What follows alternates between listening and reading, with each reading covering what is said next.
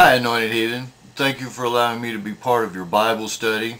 I found your first two interesting, thought-provoking, and I totally agree with you. You're right. The God of the Hebrews was a savage God.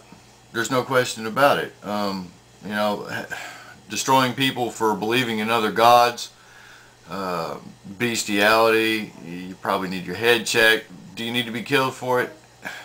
That's not for me to call. But yeah, all that put together is still really small potatoes compared to what happens a little bit further on in the book. I know you know it. Once you get to Joshua, the fellow that took over leading the Israelites after Moses died, led them into the land of Canaan. The land of Canaan had been promised to the Israelites as their land.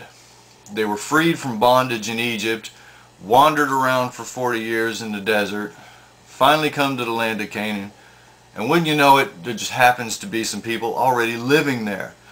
Well, the Israelites say, well, what are we supposed to do? This is our promised land. They got together with God and determined that everybody that lived on the land that they were supposed to be on all needed to be exterminated. I don't mean evacuated. I mean killed, destroyed, utterly. We got, I've got my Bible. I've got the parallel version with the King James and the NIV. I tend to prefer the NIV. I can read the other one, but it's a little distracting. So if you don't mind, I'll just go with the NIV. You got Joshua 11 verse 20.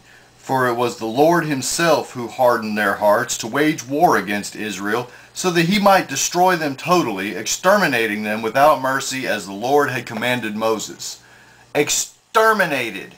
Just because they happen to live on the property that you want, what, you can't buy it from them? No, that's civilized. We got to do it savagely and exterminate everybody. I can't make 20-30 minute videos like you do. I'm on a limited time period here. But he left, I'm sorry, Joshua 10 verse 40. He left no survivors. He totally destroyed all who breathed, just as the Lord, the God of Israel, had commanded. God told them to do this. Told them to do this. Again, Joshua 11:20, for it was the Lord himself who hardened their hearts to wage war against Israel, so that he might destroy them totally, exterminating them without mercy, as the Lord had commanded Moses. There weren't just a few farmers living in this place. There were established communities. There were cities, large cities of people that the Israelites had been told by God to kill every single man, woman, and child in every single one of the cities in the land of Canaan. For a grand total of Joshua 12 verse 24, 31 kings in all. 31 cities had to be exterminated because they lived in the wrong place at the wrong time. Men, women, and children. You couldn't move them. You couldn't bargain with them. You couldn't coexist with these people. They had to be exterminated. Savage enough for you? Thanks for your time.